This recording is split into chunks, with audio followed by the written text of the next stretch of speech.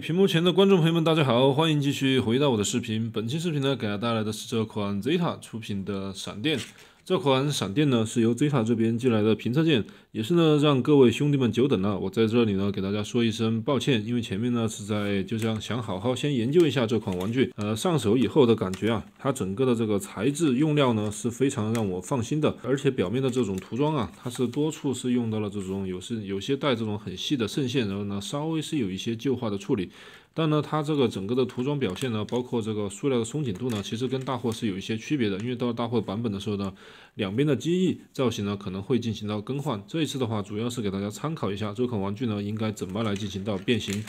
好，刚刚这里碰掉的呢，是因为它下方这里啊，这枚导弹呢，它安插不是很紧，然后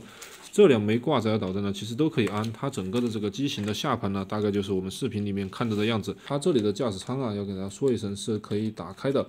然后呢，整个玩具的身上呢，总共是有3处的发光机构，一处呢在人形它的头部，2处呢是在机翼后边下方的屁股这里的喷口，大概是长这个样子的。直接把它塞进去之后呢，然后在后面直接这样按动呢，就非常的方便，可以发出那种红色的光。但是比较遗憾的是呢，我这2个灯组啊，它一个是完全不亮，一个呢是放上去后呢，它就一直亮，所以说我2个就没有进行到安装。起落架的部分呢，它首先呢是由机翼两侧呢这样伸出的这种起落架，然后呢在它的这个机翼头的位置呢，它这里是有一个起落架，把它拔出来之后呢，它的这个轮胎这里呢是有一个弹簧机构，下面这个轮胎是硬塑料材质啊，这里是有一个像弹簧液压杆的装置。这一款呢是 MPM07， 这一款呢是 SS 的吉普大黄蜂，那这边呢是 MPM 的爵士。大家呢应该是有这样一个大小的印象了，然后呢，这是之前的小号手大黄蜂，还有后面的魔方大黄蜂，跟它站在一起的话，确实可以看到呢，这款玩具真的很大。是右边呢可以看到是 MPM 的这种红蜘蛛啊，这红蜘蛛跟它摆在一起的话，竟然也感觉比较小，所以说这个从大小上看呢，这款真的是很大，但是呢，跟咱们的这个 MB 系列的天火相比的话呢，它终于是显得稍微这么短了一点，但是呢，它宽呢又是比天火宽很多的。所以说我是很多年没有看到这么大的这种飞机形态的玩具了，确实还是有一些震撼的。这里从机头到机尾的话，差不多41厘米，然后宽度的话呢是在32厘米左右，包括机头的位置的话都已经达到了5厘米，真的很巨大。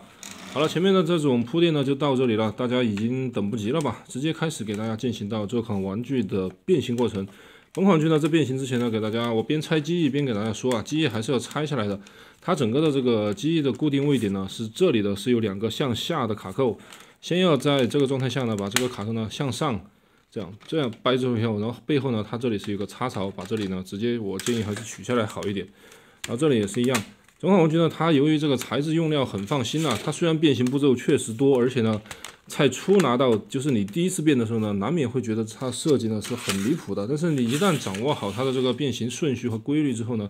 其实发现这款玩具其实它原理并不难，整个的这一片呢，它基本上变形的整个过程呢，就完全是还原到了电影里面的那种过程。这里的就是完全伸出它的头部，红色两边呢就真的是把手臂伸出来，机翼呢自然变成它的腿部了，所以说它整个的设计呢还是比较的流畅的。但是呢，它由于翻折的片呢是比较多的，所以说就导致大家呢会觉得这款玩具呢变起来真的很难。我也希望呢通过这期视频呢给大家提供到一个变形的合理建议。首先呢，将下方的这里呢进行了解锁。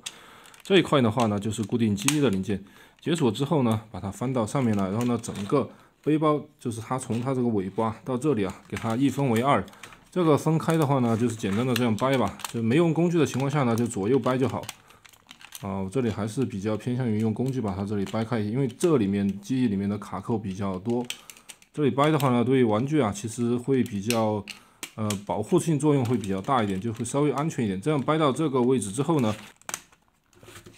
这里取一下，然后呢，再把这里取开，这里就打开了。好，另外一边呢，我们再来一次啊，把这里记住要压住，这里呢还有个卡扣，好，这里压住之后就取下来，这里就暂时先不管吧。然后我们来专注于它的这个尾部，就一点一点的来拆卸。尾部的话呢，在编好之后呢，它会压缩到它的小腿里面，它是通过这2个卡扣进行到固定，然后这边的话只是一个形状固定，就不用怕。然后把这里呢直接向上这样稍微抬一点，好，抬出来之后呢，可以看到里面的连接杆呢是在这个位置。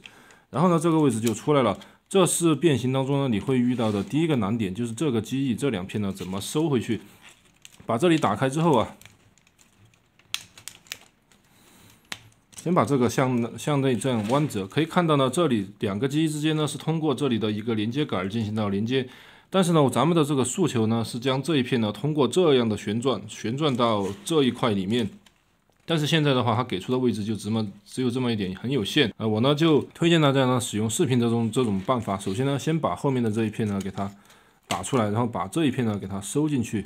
这一片是本身都要收进去的。这一块打出来之后呢，我们通过它旁边零件的这个弯折啊，让这一块零件呢跟它上面的部分呢打直。好，然后再来把这里呢，它的连接位点呢是在这个球形关节上面，就以这个球形关节为圆心呢，让这两片呢围绕着下面这一片呢旋转。这样说的话，好像真的，你看这样进行到旋转。反正大家暂时如果说没到实物之前呢，看这个的话可能会有一点晕，但是如果说你拿到实物的话呢，就会觉得这种步骤的话稍微来说要好一点。然后先变到这个位置之后，再把这一块呢给它反折回来。目前的话，它这一小片呢就相当于是处理好了，然后呢就再顺势呢把里面这一块，它下面是球形关节会晃动，把里面这一块呢整个这样腾出空间以后啊，利用它这里的关节呢这样拉下来，就形成它的腿部。然后再把这一块呢，到时候还要给它还原上去。但是在还原上去之前的话呢，由于现在这里已经腾出了空间了，咱们现在看到的呢，它上面的这一片的话呢，它跟腿呢是合在一起的，不能动。这一片呢，就是白色上面这一片呢，跟下面这一块呢是在一个零件上，是用球形关节进行到连接的。而这一片它跟这一片的连接呢，它又是靠这里面的一个卡扣。然后把自己的说的有点想笑。好，然后呢，因为它确实变形，还是需要看这个卡扣就出来了。出来之后呢，它的运动方向呢，咱们从这个角度来看，它这里面呢是有一个关节的，咱们就按照视频里面的力度，把手抠在这个关节的下方呢，把它进行到这样滑动。滑动的时候注意一下，上面它本身这里是有扣好的，记得先解锁。反正这个玩具变形呢，我首先给大家说啊，大家不要怕，看似零件很多，但是首先这玩意儿它很耐掰，然后呢，它售后和质量呢都很好，所以说大家放心的玩就是了，不要怕。好，翻到这个位置之后呢，基本上一条腿啊就快要形成了。这个时候呢，咱们再来把这刚才我们已经整理好的这个腿部的后方的这一块呢，记住这个有这种水铁的一面呢朝外，来把它这样要放回去。但这个时候呢，它手就会形成一定的干涉，所以说咱们呢这一边呢先暂时放到这里来，再来看这边的手的这种解锁。手的解锁是这样的，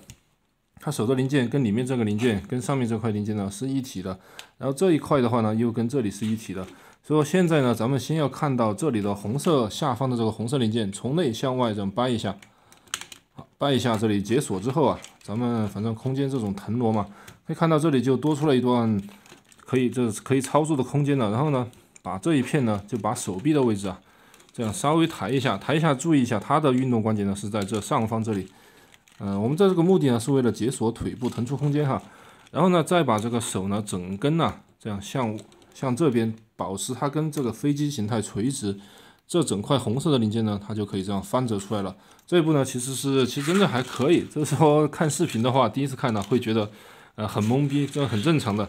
好，接下来就回到腿部了。腿部其实这里的很多零件呢已经在等着咱们了。可以看到这里是有一个卡扣，然后对应的这个机尾置这里呢也是有个卡扣，把这个卡扣呢这样放上去之后，这里就卡住，但是它不会卡得很紧，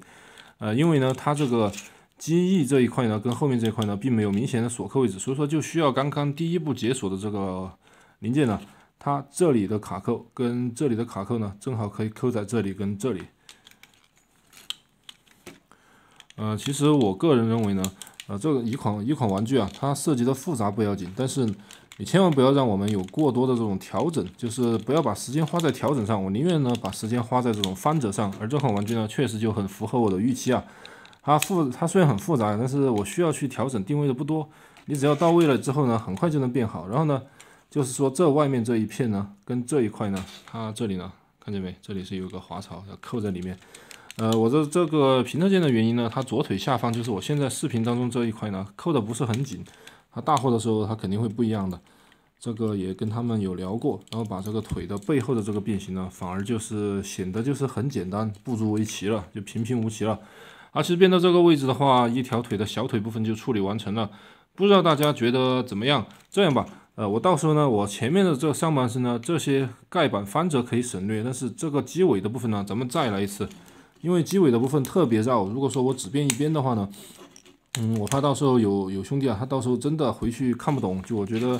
就我这个视频，如果说让你看不懂的话呢，就很浪费你的时间了。所以说这里我决定重新来一次。好，这一片已经到了这个位置之后呢，我们首先刚刚已经把这个处理进去了，就需要呢，就像我刚才说的这一块呢要进行，就是一边就是以这个东西为中心啊，以中间这一根为中心，然后这两边的话呢进行这种旋转，旋转过来。好，然后再把这里扣上它扣上这里的扣上呢，它是有卡扣的，这里是有个卡扣，也给它扣进去，把这里呢打过来，再把它这样弯折回来。这一片的收纳呢，只要咱们其实变形真的是啊，你出拿的第一次，只要把这一步收纳做好了，你后面的步骤就很方便了。下面的这两条腿呢，我就按同样的变形方式变形完成。好了，刚才两条腿呢已经变到现在这个位置了。其实呢，背后呢，这里腿的背后呢还没有变完，就是留给大家专门看一下。这两片盖板呢，千万不要忘记了，它这里呢是作为它的这种细节件嘛。然后呢，把这里呢稍微往后这样，它这里的盖板呢可以这样去移动一下。移动好之后的话呢，就可以把整个身体呢完全进行到解锁了。解锁之后呢，咱们继续来看到这款玩具，它其实是现在的这个样子啊。它这里上方呢是可以旋转的，这里的位置可以旋转。目前呢也是可以这样直接旋转过来。旋转过来之后的话呢，大家可以发现呢，其实它这个机型呢已经快要出来了。咱们继续把腿部呢先耐心的进行到调整。我们先来解决轻松的部分，就是它手臂的部分。将这里手臂的部分呢，直接这样利用它的这个滑槽呢拉出之后呢，它这里是要再进行一次旋转。这里呢，它有内置的这种手炮，我们直接可以将这个手炮呢翻出来。在电影里面呢，它有使用这个手炮的名场景，就是它要运用这个去炸大黄蜂啊，但结果反而被大黄蜂炸掉了。这里呢，然后呢，把它这个上方的这一片呢，它上面的这一块零件呢，它是可以围绕着这个它的肩关节呢进行到旋转，旋转到上方之后呢，把它压下来，它形状之间呢就可以进行到咬合，然后再把这一块手臂进行到调整。另外一边的话呢，它变形比较简单呢，咱们就直接再来一遍，把这里呢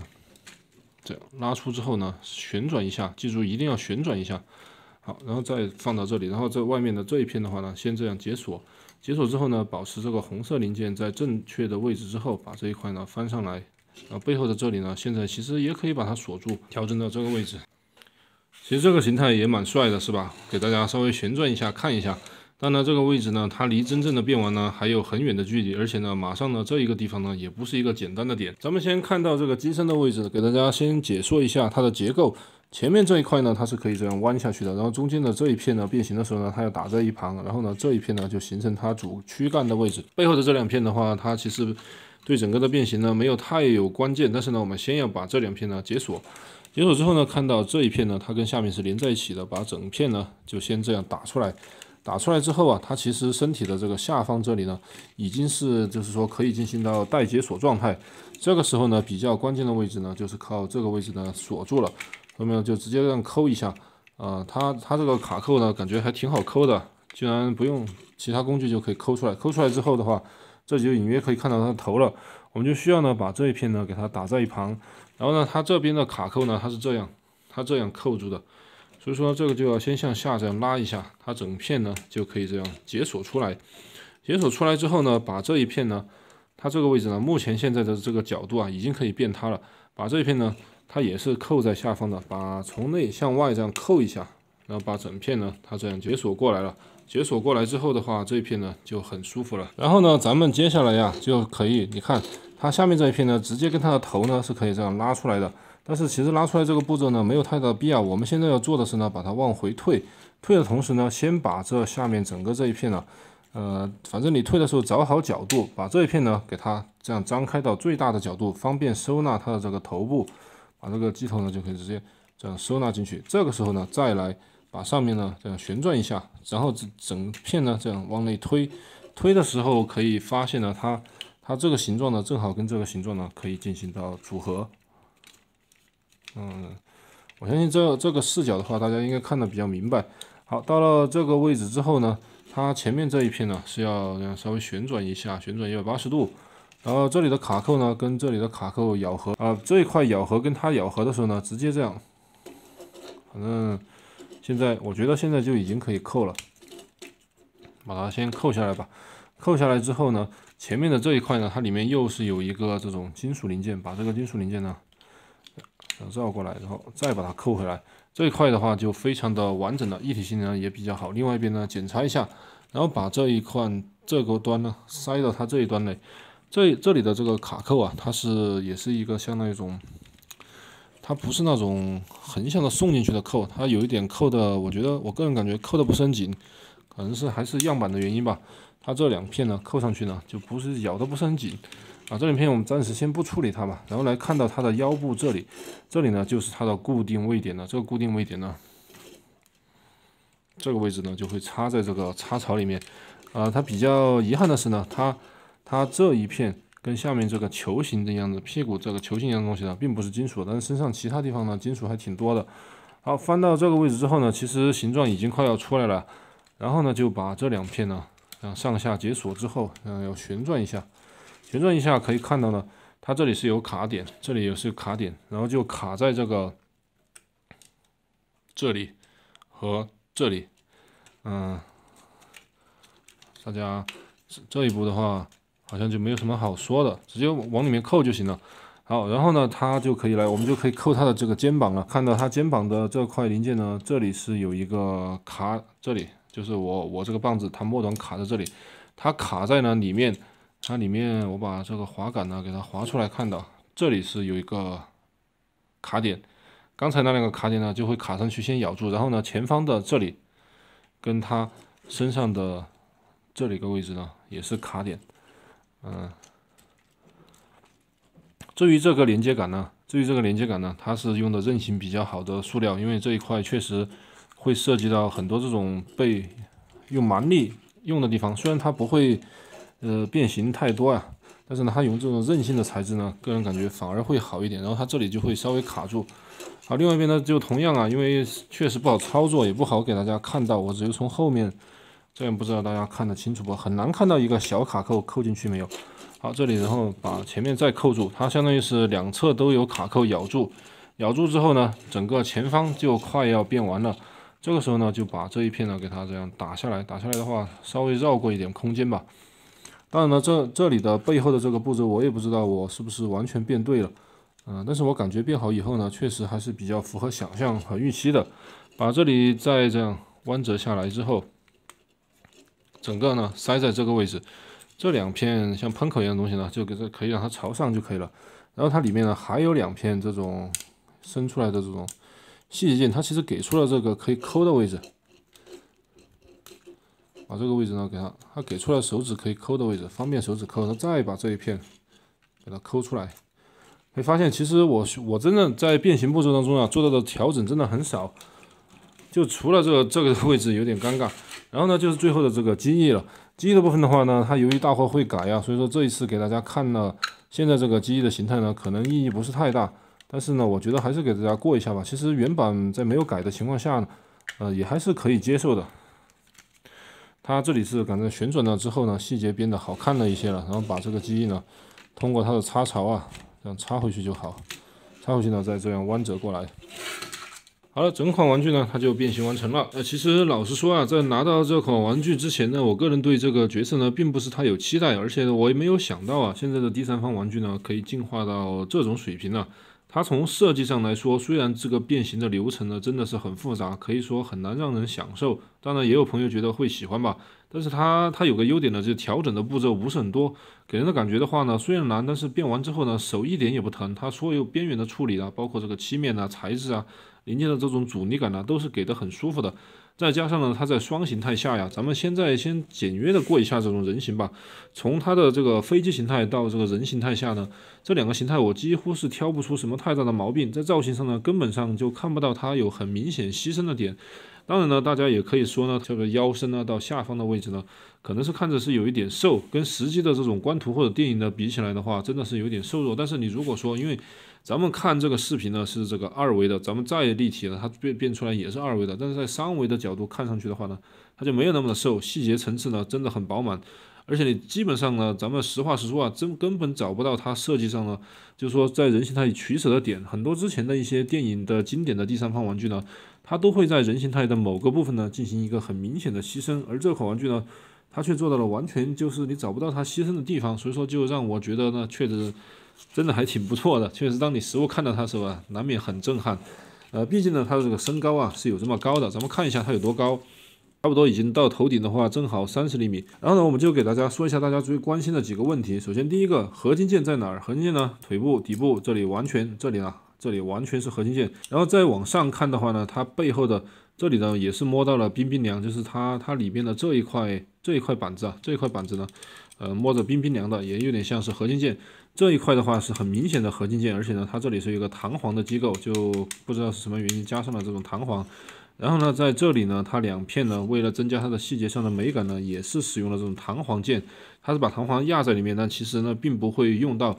整个手臂的外甲呢。完全这一块白色的这一片呢，整个的这个盖板呢，全部也是合金件。胸口的这一整块呢，同样也是一个合金件。背后的话呢，这里这几片呢都没有看到。然后里面的，刚才我也提过啊，里面它这里反而不是合金件，但是这个上面的这个位点呢，它有一个这种关键的旋转位点，上面呢同样是用到了合金件。所以说这款玩具的合金配重的话呢，很重，你拿到手就知道这个玩意儿真的是相当。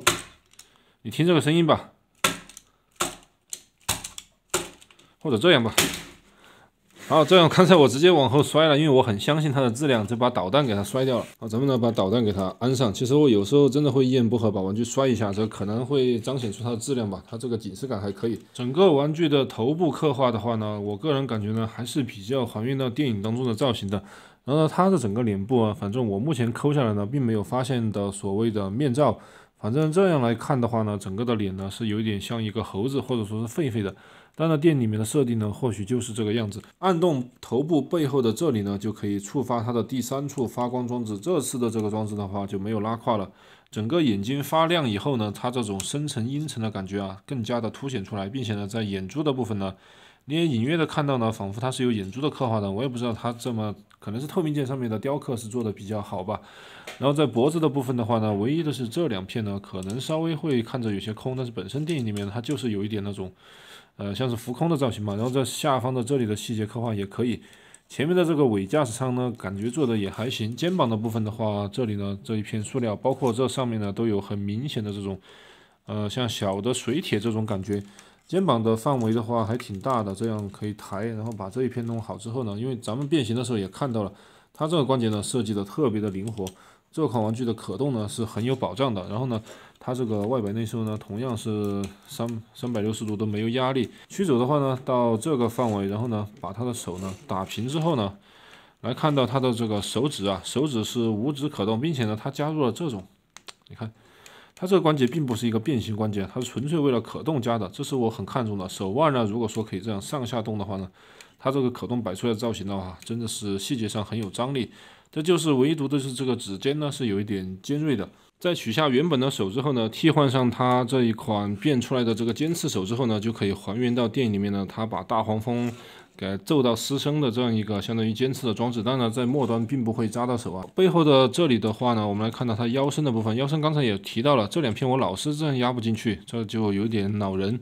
然后它的这一片的话呢，就是有个螺丝外露，看起来不太爽，但是呢，整个腰腹这一块收的完全没有空洞，而且这种零件折叠呢，感觉也比较有美感。然后这个腰部的部分的话，它这样前后肯定是不能动哈，大家小心一点。然后左右动的话呢，其实也有幅度，就是会被前面这一块给干涉到。当然呢，你非要把前面这个稍微打开一点呢，也是干涉就会没那么大。但是呢，它这里是不会齿轮关节，但是阻尼感还可以。拉开之后呢，发现这完全纯粹是一个球啊。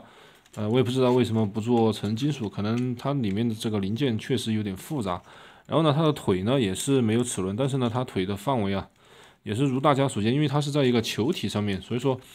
它这个腿部的范围呢，基本上你可以达到想要的位置，包括侧踢。当然，有朋友如果说你直接这样抬的话呢，也就45度，多一点吧，50多度，接近60度吧。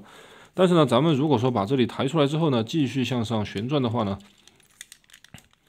它的这个腿部啊，其实向上抬的幅度呢，真的是很大的。好，接下来的话呢，我们再来看它腿部的外摆内收是通过这一段，就是刚刚也看到了大腿根部的这一节。膝盖的话呢，它是2段式的设计，它并没有什么联动关节，但是这种2段式设计呢，可以保证它的这个膝盖呢，真的是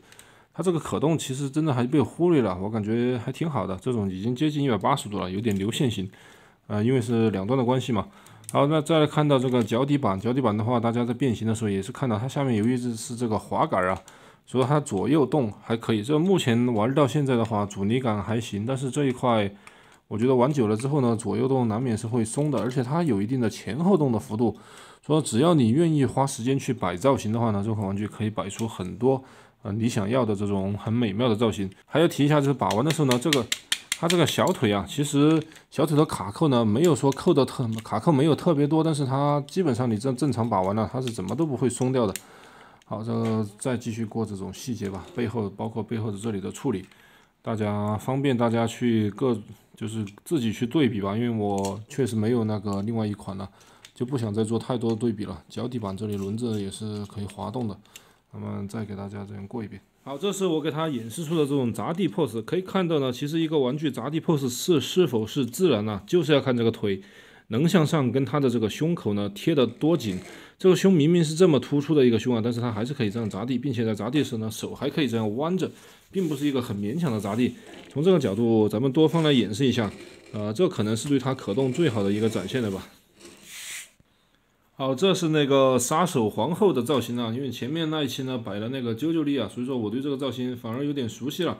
可以看到呢，虽然它的腰是不能动的，但是由于它的这个胯呢是个球形啊，而且这个腿又很长，所以说呢，整个的造型上面你可以结合它的这个腿的可动啊，直接将身体呢就可以摆出这样一个弯折的这种流线型。所以这款玩具只要你想得到的这种变形杆的造型啊，你也可以去试着摆一下，真的很帅，也可以很还原电影。好了，现在看到的是呢，我可以给大家给出的一些比例图了。那个 TW 的黑白擎天柱呢，其实我是放在柜子里面放的太深了，而且是变得车型，所以说就这一次呢就没有拿出来了。左边呢就是 DLX 标准的这种30的比例的声波，这款声波的话跟闪电站在一起呢。个人认为，如果说你找一个走在路上，你问他俩是不是一个价位的东西啊？我觉得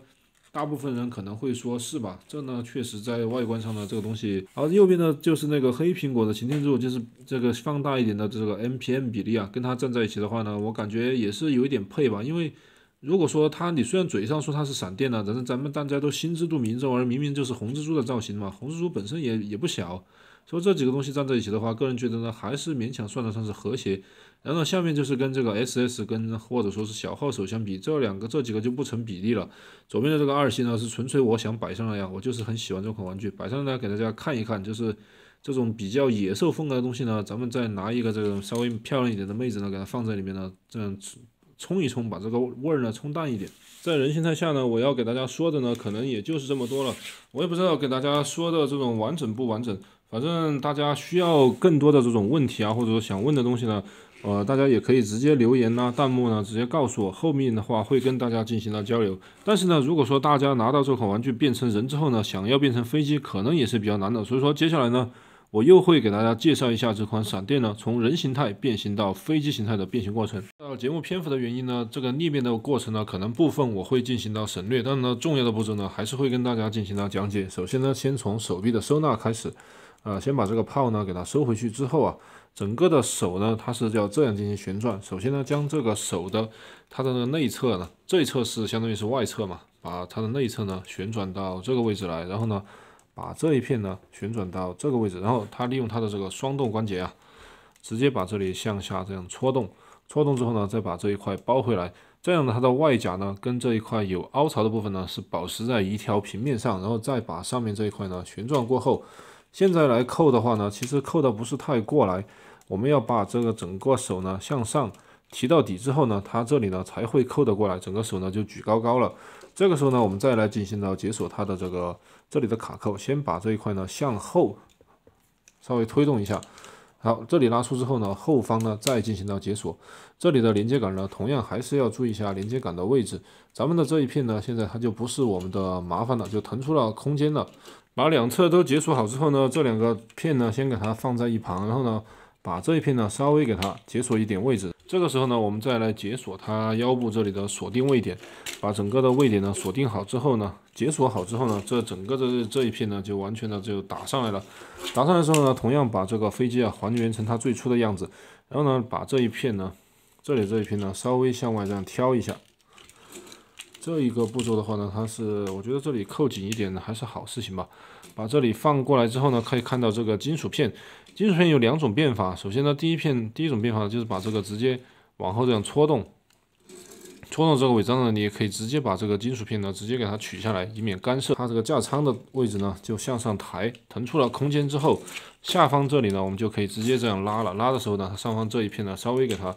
把头的这一片呢往下推一下，把这一片处理到这种合适的位置之后啊，把这里呢上下给它打开。所有的目的呢都是为了腾出它这一片机头的空间呢。机头的这个空间还挺难抬的，抬到这个空间之后呢，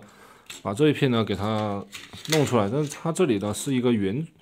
就是一个很完美的这种，有点像圆锥形啊，所以说这不好挑，我就拿一个工具给它挑一下。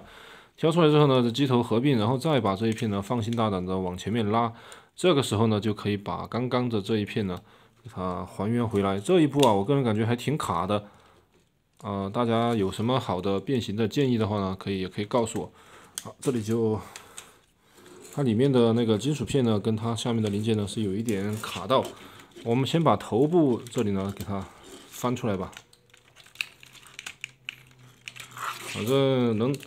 怼的地方就怼，这里就怼进去了。这2个固定点呢给它卡进去，它这里是有个卡点的，然后呢它这里的这个白色零件呢也是要卡在那个下方。先卡那个白色的，再卡下面这个小卡扣。这个时候呢，我们就可以来旋转它整个的这个身体了。把整个身体呢直接这样旋转过来。大腿位置的调整的话呢，首先就是把这一片呢给它翻出来的，反着旋转一下。这一片呢也是这样翻出来的，反着旋转一下。然后呢，上方的这一片呢要给它是这样来旋转，红色的是要朝上，灰色的朝下。这里就大概形成了它这边就形成一个空间。这个空间的话呢，就到时候要收纳它的这个机形态的手臂。腿的解锁的方式的话呢，先把这外面这一片呢给它外面这一块片呢，这里是有一个双动关节嘛，之前也说到的。这双关节反正先把它转出来为止，然后把这里是扣死了的，把这里的卡扣呢还挺紧的。好，解锁之后呢，就是腿部的这种回旋变形。回旋变形的话呢，先把这个腿呢给它这里呢先拉开嘛，拉开之后呢，上方的这一片呢给它放下来，然后把这个本身它腿的这一部分呢盘上去。这里呢要打开，这样旋转一下，旋转到这个位点，然后这个位点呢要这样压下来，然后这一片呢它到时候就会在这个位置，这是它比较好的位置。然后呢就是这一片的话，最开始也给大家提到的是要进行回旋的。你变过去的时候呢要回旋，变回来的时候同样也要进行到回旋。我们这里呢先把这里要拉开嘛，拉开之后，这里就可以通过了。通过了以后呢，这一片呢它下面正好有个形状卡住，这里就卡住了。然后另外一边呢把这个翻出来，它这里呢上下卡住。但是卡的时候呢，这个位点呢要保持在它的这个下方，咱们还要用点力的卡下来，它这个机翼啊是向下斜的。这个时候再来翻它里面的这个零件，把里面零件翻出来吧。它这里真的还挺绕的。好，这里好了之后呢，它上方还有一个尾翼需要这样抠出来，这个抠的挺紧的。听这个声音，其实真的都是很大力在。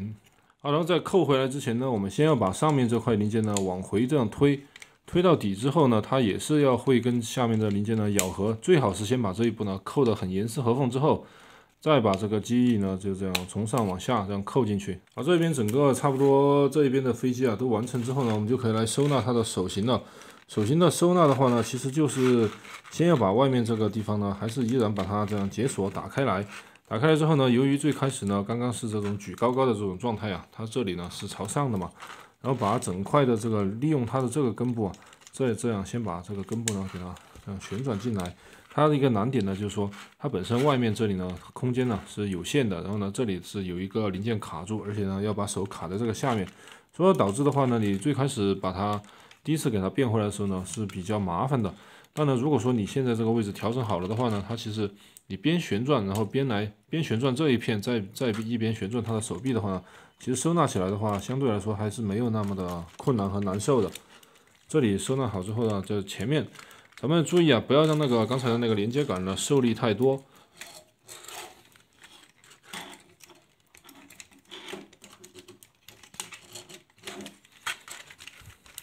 这里反着收纳回来的时候呢，确实是变形当中呢，就是说可能是最容易遇到的难点呢。其他倒是都是什么其他点呢都是一些小问题。然后这里到位之后呢，就是把手已经放进来之后呢，可以看到下方的盖板被它压回去了。咱们不管它，现在调整上面这里的里面呢，它是可以这样扣进去的。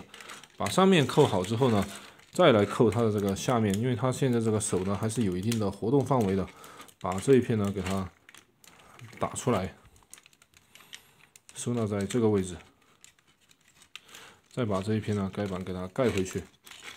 这个时候呢，它的手呢就压得比较好。然后呢，看到它的这个手掌的部分呢，我的建议是呢，因为手掌它这里是有一段向下的这种幅度嘛，把这个手指呢稍微给它收纳一下，然后呢，刚刚上面的这一片呢，就正好可以压在这个上面。好，这一边差不多到这个位置之后呢，这两片就可以进行到咬合了。把这片呢直接给它送上去，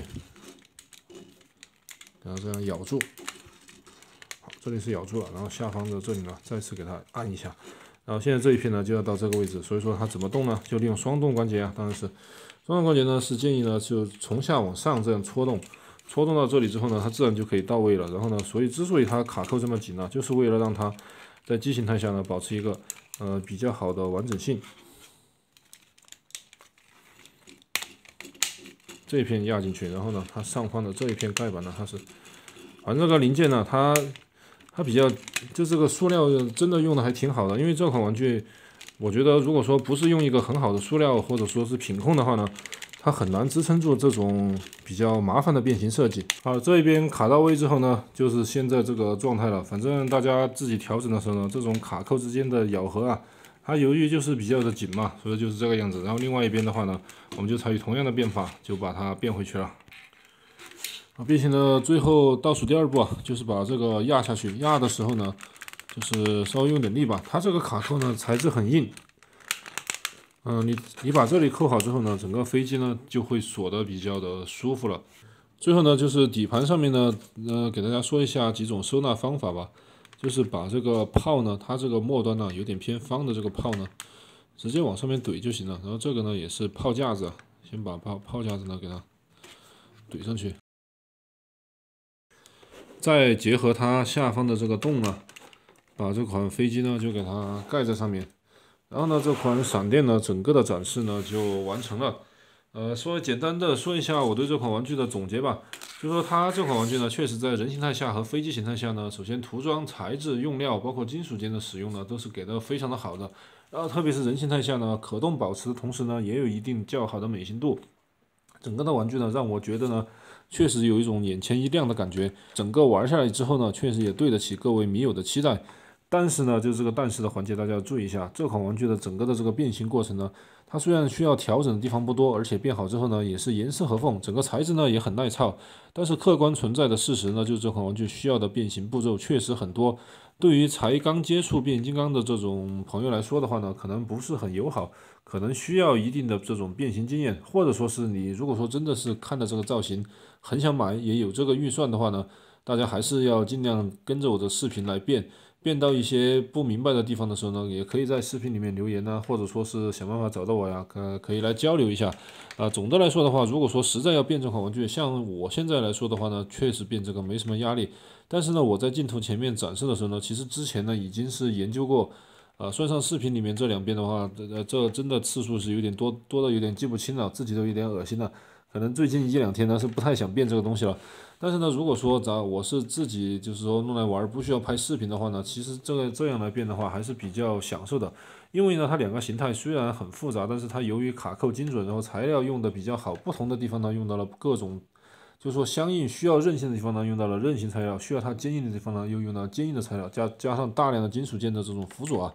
所以整个玩具一旦是你成功的完成了两种形态的变形之后呢，你还是会有一定的成就感的。只不过现在我比较期待呢，就是说到时候这个机翼如果说真的换掉之后呢，它会不会带来新的这种变形体验在里面？可能整个玩具的这种观感呢会更加的上升，比如我们可以更多的期待这个大货的表现呢。至于这款玩具的定价的话呢，其实因为市面上有一款跟它看着有点像的玩具啊，我也不太好评价究竟谁好谁坏。大家呢可以经过呢这个厂家之前的一些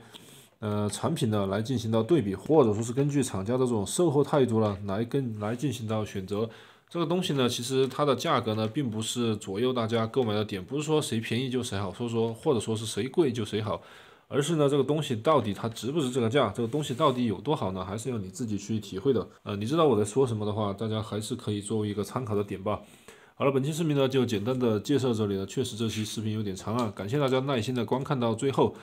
记得点个关注或者点个赞再走吧。好了，感谢大家观看，祝大家周末愉快，我们下期视频再见，拜拜。